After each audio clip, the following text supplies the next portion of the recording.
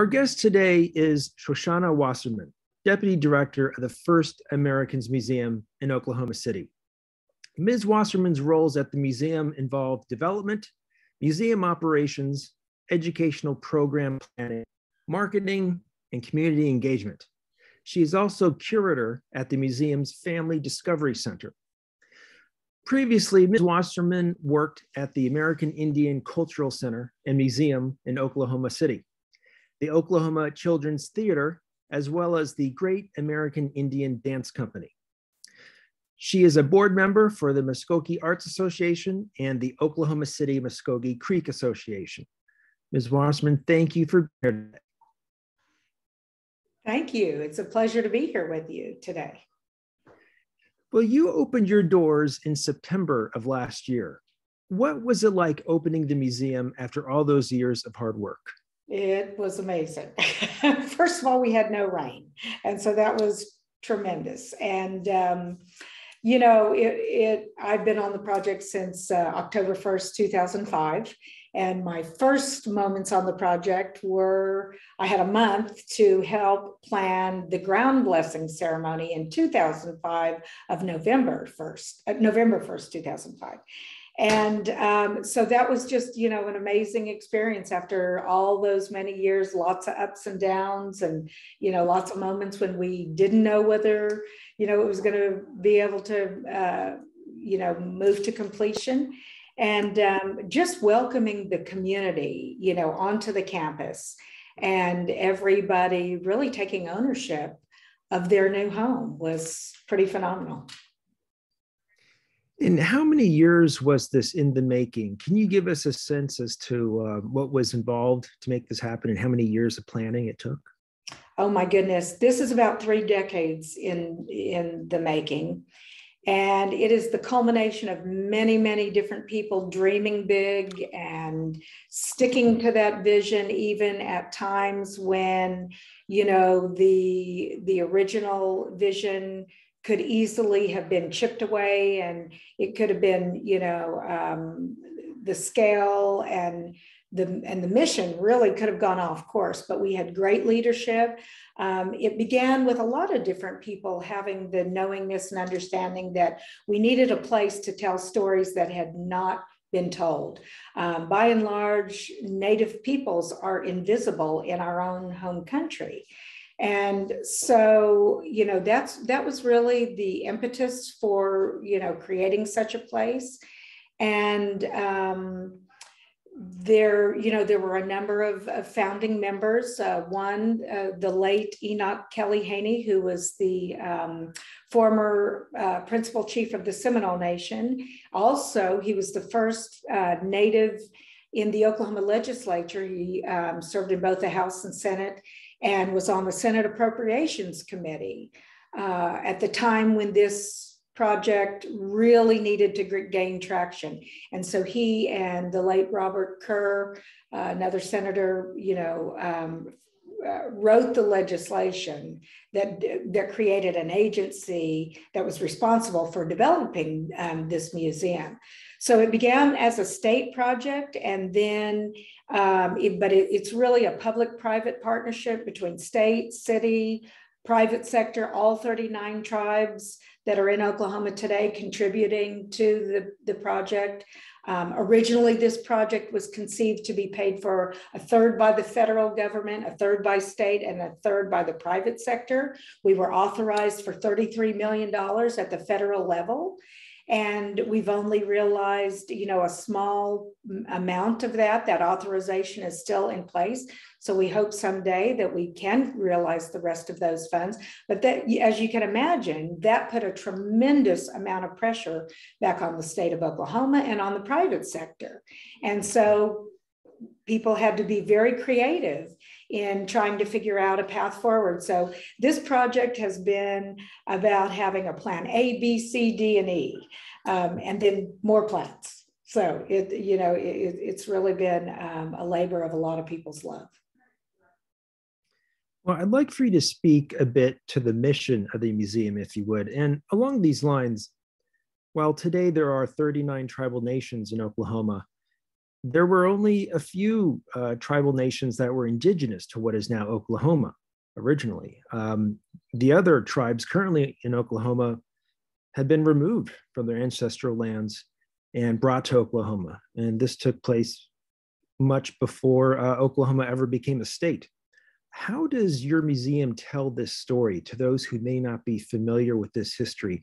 Is there a particular exhibit devoted to this topic?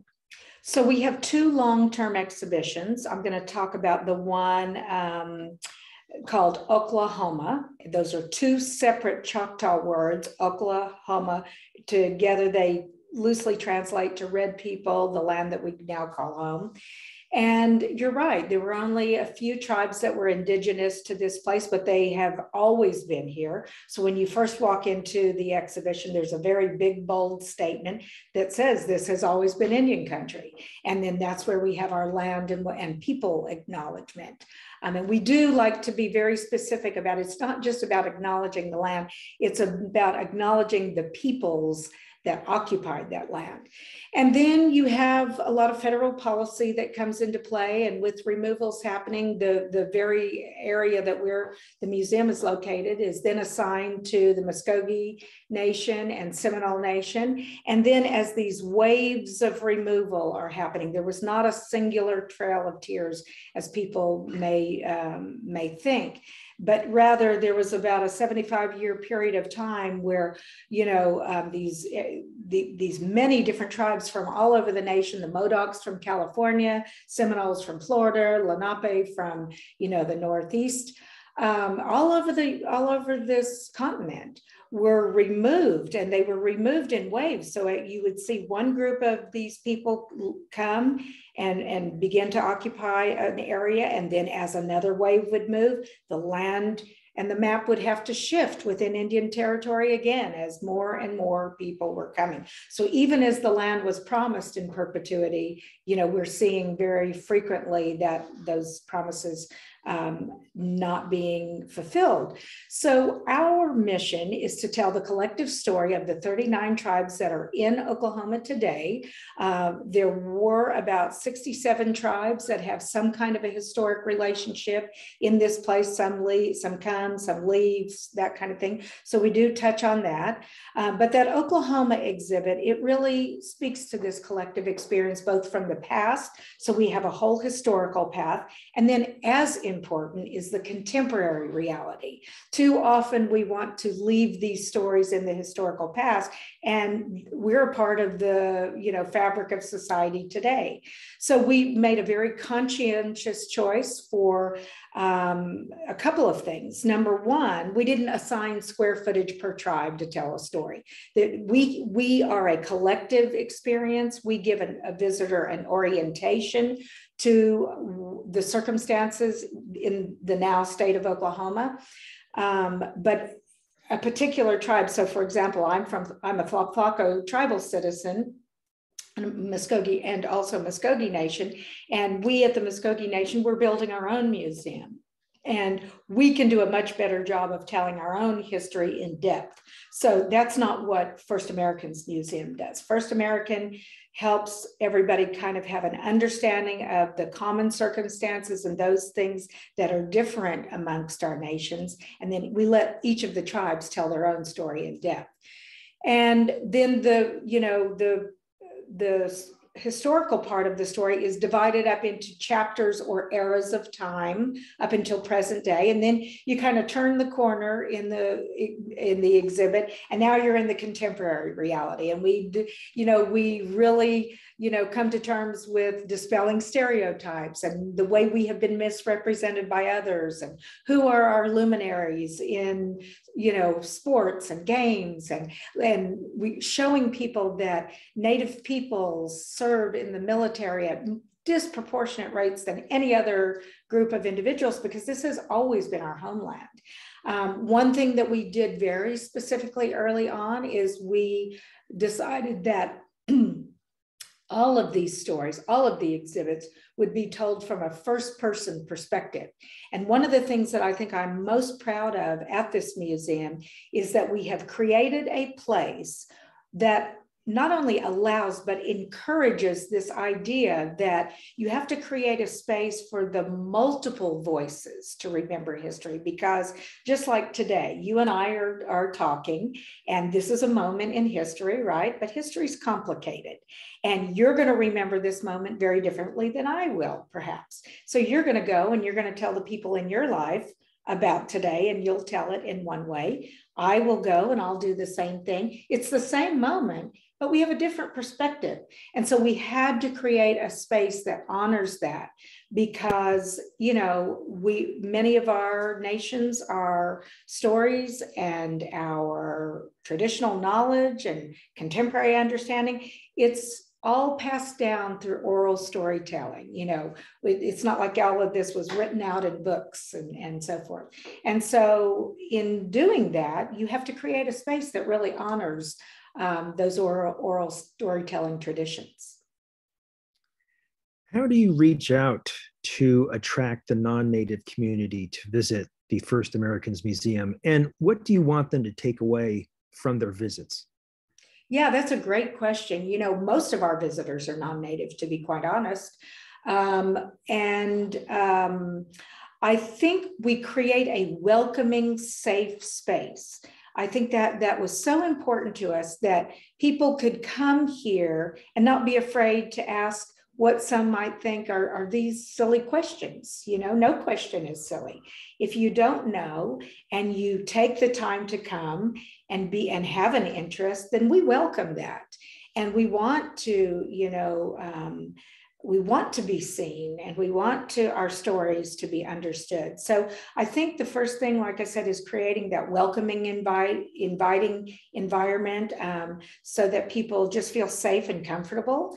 And, you know, for myself personally, while we certainly are looking at our histories and a side of history that has not been shared, we're told, in our American history. So that is really important. But at a much more intrinsic level, I hope that every visitor that comes here can really just understand that we're all connected to one another as human beings. And what we really do is we have focused our exhibitions on human values. These are not just Native-centered values, these are human values. And we all share that. So for example, I am the co-curator for the Family Discovery Center, which has not yet opened. And the whole theme of that entire exhibition is we are all connected. And we created zones of activities all throughout that space: community, respect, resiliency, and stewardship.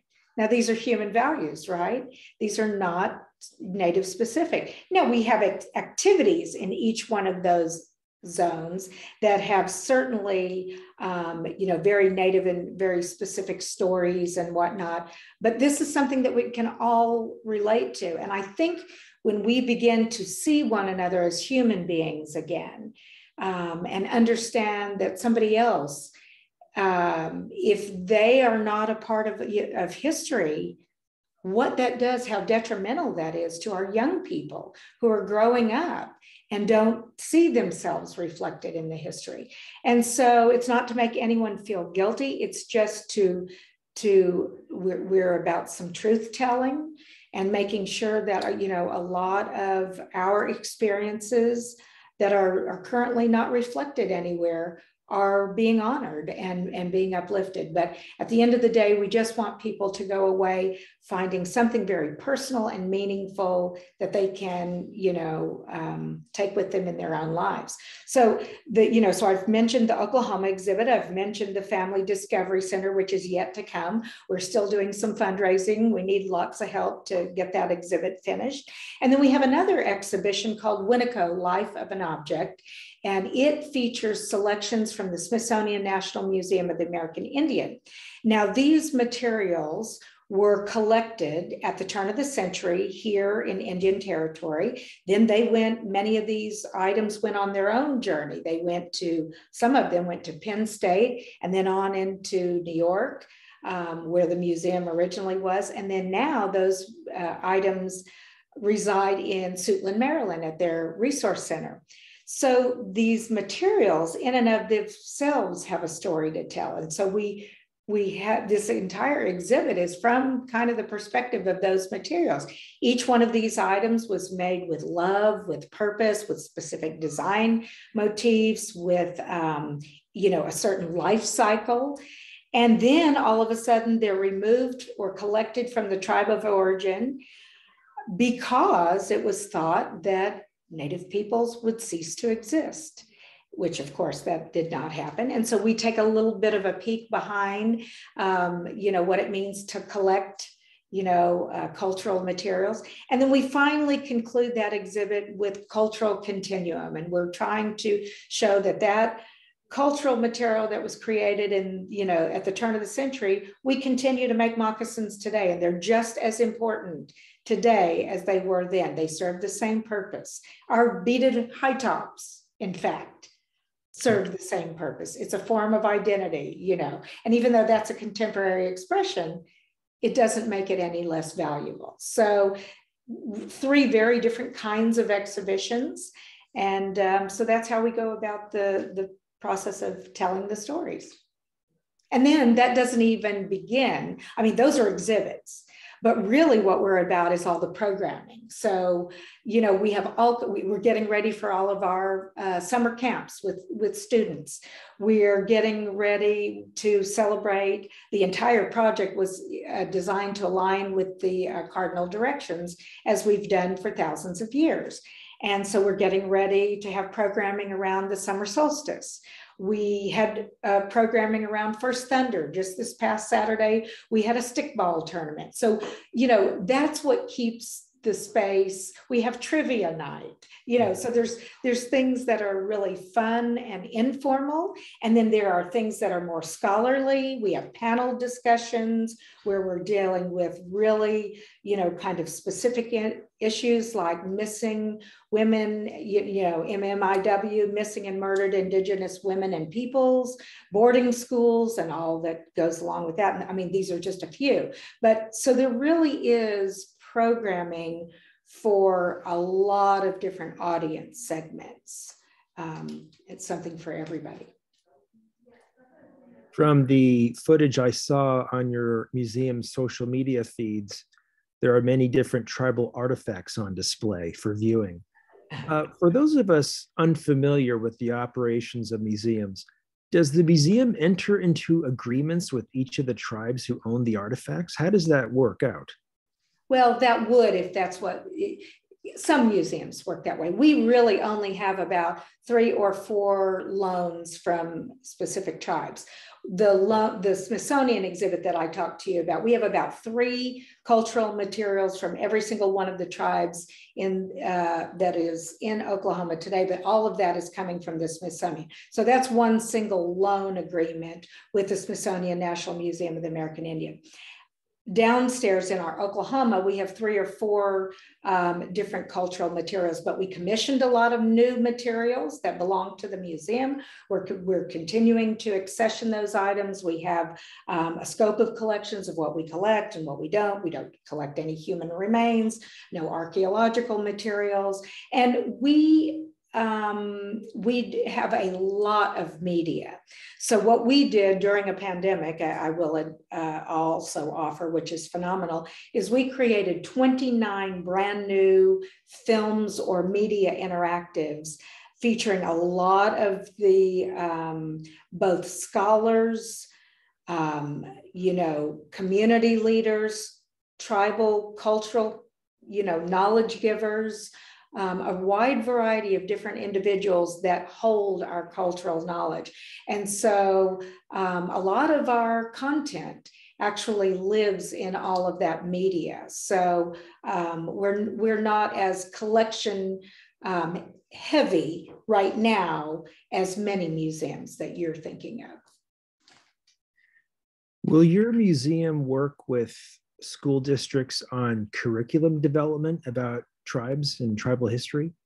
Yeah, we sit on the Oklahoma Indian Advisory Council, and we participate in helping to review textbooks and trying to get textbooks to be updated so that they are accurate and authentic and inclusive. So we participate in that way. We have curriculum here at the museum. We will eventually wind up, producing a lot of curriculum, but keep in mind, we're only 8 months open.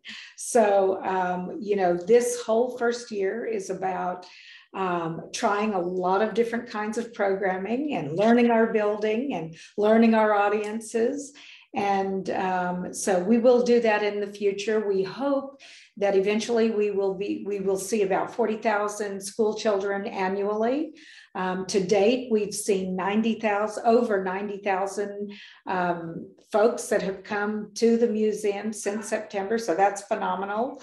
And so we're really excited, about all these things. But right now we're learning, a lot about what works, what doesn't work, and tweaking things. So I know sometimes problems develop when media don't report on Indian country accurately. Sometimes this is because of lack of knowledge about Indian country. Going forward in the future, does the museum have any plans to provide programs or some type of materials for members of the media to help them understand issues facing Native nations? Yeah, I'm sure we'll do that. Again, I reiterate, we're just in 8 months old, so what we're doing right now is we're working very carefully with the media on the semantics of things. For example, we work very hard with the media to help them understand, please do not use the phrase, the 39 tribes of Oklahoma. The 39 tribes do not belong to the state of Oklahoma. We are not possessions of the state of Oklahoma. We would prefer that you say it in terms of the 39 tribes in Oklahoma today. So we do subtle little things like that. Another example of how we work with the media so that they can feel more comfortable and confident in the way that they're reporting. So, for example, a lot of people report in Oklahoma that there are 39 federally recognized tribes. Well, that's an inaccuracy. There are 38 federally recognized tribes. There are 38 tribal communities or nations that we recognize. But the minute that you put that term tribal, federally recognized, it changes things. So we help them understand the subtleties of those kinds of things. So I think this whole first year of us working with the media, and actually all the years that we have been working with media leading up to today, it's really to help them better understand the tribal communities that they're interacting with. And we always try to be a resource and connecting the media with whom they're trying to connect with amongst the different nations. So, it's a process. And I think one has to be very patient and one has to move strategically and slowly over time to enact great change. I heard that the First Americans Museum, had a fashion show at its opening event in September. Can you tell us a bit about that? Actually, we've had several fashion shows and we're getting ready for another one. We had one during the grand opening. We had one during our winter art market. We had another one during Indigenous Peoples Day. We're getting ready to do an amazing project with Teton cloth, in which they're going to have all kinds of modeling workshops and new cloth, new designs and cloth that they're going to bring here, and they're going to share with participants in the community, and they'll share those out, and then the community leaves and goes and designs stuff and then comes back and we unveil all of that. We've done, there's so many incredibly talented Native fashion designers here. And so we featured each of those designers with a number of different models. And we're on September 16th, we're going to celebrate our 1-year anniversary with our inaugural FAM Tribal Nations Gala. And so at that, we'll have freeze modeling where these designers will, put all of the models in their clothing lines, and we'll have a fashion show, and they will actually go throughout the event, and you can literally purchase the jewelry, the dresses, the items right off the models. So one of the missions of this museum has always been to cultivate a thriving arts marketplace here in the state. You know, so many of our artists for many, many years have been leaving and going to Santa Fe Indian Art Market, or to the Idol Jorg, or to the Autry, or, you know, any number of other locations to make a living. And we don't want that to happen. We want them to go to those places and be successful there too, but we want to also create that marketplace here. So we're doing lots of things to try to stimulate that environment here within the state too. I was reviewing your Instagram page, and I saw that a delegation from France, led by the French ambassador, visited last month. Yes. Are you finding interest from both out-of-state and overseas groups? Oh, yes. In fact, I've got we had you know, folks from Ireland and Germany and Australia, New Zealand, you know, we've had so many international visitors, and lots of visitors right now that are travel writers and all of those kinds of individuals that are, you know, creating bookings for the future. But we have had visitors from all 50 states. So nationally, we're certainly being recognized, because you have to remember, while it might seem like this is a local story about the 39 tribes that are in Oklahoma today, don't forget all of our original homelands, just like I mentioned, the Modoc being right where you're from in California, and, you know, the Muskogee from Alabama and Georgia. So this is a national story. This is a microcosm of America's story. And so there's lots of national interest. We just had, you know, 2 really wonderful articles in the Wall Street Journal. So getting lots of people, you know, interested nationally. One thing that is always fascinating to me is that many of our international audiences wind up knowing more about our histories than our own people, either within the state or within the country. And so, you know, that's always really interesting to see. But yes, lots of interest, you know, being attached to this, you know, new museum. There continues to be a state of heightened tensions between the state of Oklahoma and tribes over a variety of issues. Can the museum be a forum that helps in some way to bring different peoples and parties together? We sure hope so. You know, we think that the tribes make great neighbors. Part of why this state has been so recession-proof at a time when it has been really challenging across our nation is because of the presence of tribes, and those tribes alleviating the burden from the state in social services, in education, in healthcare, in road assistance, and so many more things. And so what we're hoping is that by creating a place where we recognize the value of community, and we take some of our native teachings of always making decisions by thinking of 7 generations ahead, not just thinking of the immediate moment. These are teachings that, you know, and philosophies that we live by. And so we hope that we can be that place that allows us all to once again reconnect as, again, like I said, human beings, and find the common things that we can all celebrate together, and that we can all uplift and contribute to, that will make both the state of Oklahoma a better state, and, you know, the nation a better nation. Well, Ms. Shoshana Wasserman, we appreciate your time. We thank you for you and your museum's contribution, and congratulations on these exciting developments. Thank you very, very much. We appreciate it, and want to invite anyone who is ever traveling to this area, or if you haven't thought about traveling to this area, we encourage you to. In 2 years, we're 40 acres. The museum is a 40-acre complex on a much larger 300-acre site.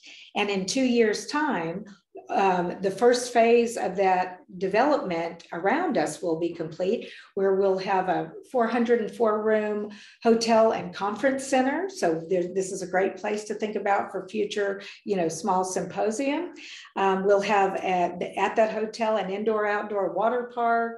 There'll be spas. There'll be all kinds of other attractions, restaurants. So this is really, you're going to see this continue to develop over the next several years to a real destination. And then, of course, we're a great hub and spoke location, because you can literally drive anywhere from 30 minutes to 3 hours and visit all 39 tribes in the state of Oklahoma. So this is a place where you come spend, 2 days or 2 weeks.